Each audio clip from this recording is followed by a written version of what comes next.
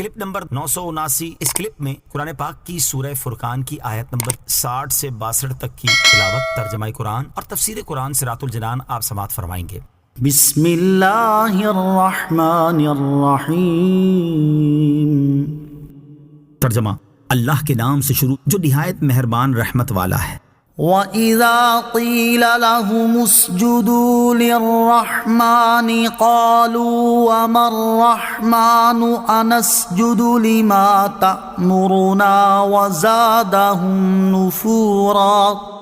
ترجمہ: اور جب ان سے کہا جائے رحمان کو سجدہ کرو تو کہتے ہیں، اور رحمان کیا ہے کہ ہم اسے سجدہ کر لیں جس کا تم ہمیں کہہ دو، اور اس حکم نے ان کی نفرت کو اور بڑھا دیا۔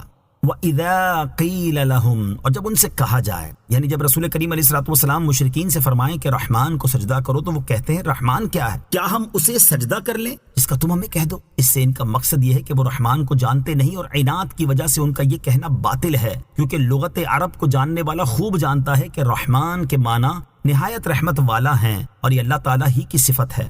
آیت کے آخر میں ارشاد فرمایا کہ مشرکوں کو سجدہ کرنے کا حکم دینا ان کے لیے اور زیادہ ایمان سے دوری کا باعث ہوا۔ نوٹ: یاد رہے کہ یہ آیات سجدہ میں سے ہے، اسے پڑھنے اور سننے والے پر سجدہ کرنا لازم ہو جاتا ہے۔ تبارک الذی جعل فی السماء بروجا وجعل فیہا سراجا وقمرا منیرا۔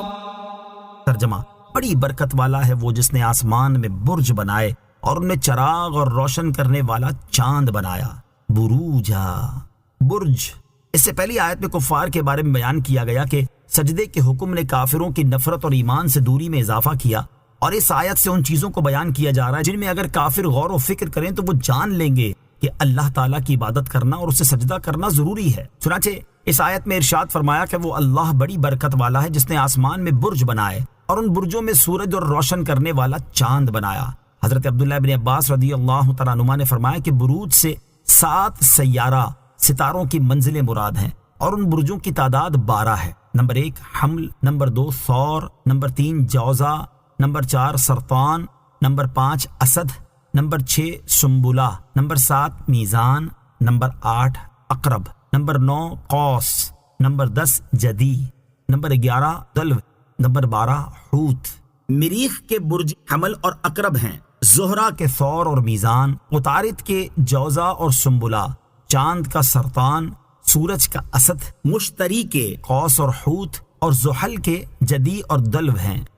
وَهُوَ الَّذِي جَعَلَ اللَّيْلَ وَالنَّهَارَ خِلْفَةً لِمَنْ أَرَادَ أَنْ يَذَّكَّرَ أَوْ أَرَادَ شُكُورًا۔ ترجمہ: اور وہی ہے جس نے رات اور دن کو ایک دوسرے کے پیچھے آنے والا بنایا، یہ اس کے لیے نشانی ہے جو نصیحت حاصل کرنا چاہتا ہے، جو اللہ کا شکر ادا کرنا چاہتا ہے۔ وَهُوَ الَّذِي جَعَلَ اللَّيْلَ وَالنَّهَارَ خِلْفَةً، اور وہی ہے جس نے رات اور دن کو ایک دوسرے کے پیچھے آنے والا بنایا۔ اس آیت کی تفسیر یہ ہے کہ معبود وہی ہے جس نے رات اور دن کو ایک دوسرے کے پیچھے آنے والا بنایا کہ ان میں سے ایک کے بعد دوسرا آتا اور اس کا قائم مقام ہوتا ہے، تاکہ جس کا عمل رات یا دن میں سے کسی ایک میں قضا ہو جائے تو دوسرے میں ادا کر لیں۔ یہ رات اور دن کا ایک دوسرے کے بعد آنا اور قائم مقام ہونا اللہ تعالیٰ کی قدرت و حکمت کی دلیل ہے۔ دوسری تفسیر یہ ہے کہ اللہ وہی ہے جس نے رات اور دن میں ایسا نظام قائم فرمایا کہ جب رات آتی ہے تو دن چلا جاتا ہے، اور جب دن آتا ہے تو رات چلی جاتی ہے، اور اس نے کوئی دن ایسا نہیں بنایا جس کے لیے رات نہ ہو، اور کوئی رات ایسی نہیں بنائی جس کے لیے دن نہ ہو، تاکہ لوگوں کو سالوں کی گنتی معلوم رہے، اور انہیں وہ وقت معلوم ہو جس میں کاروبار وغیرہ کے لیے نکلنا ہے، اور وہ وقت بھی معلوم ہو جس میں انہیں راحت و آرام کرنا ہے۔ اور یہ عظیم الشان نظام اللہ تعالیٰ کی قدرت و حکمت کے کمال کی دلیل ہے۔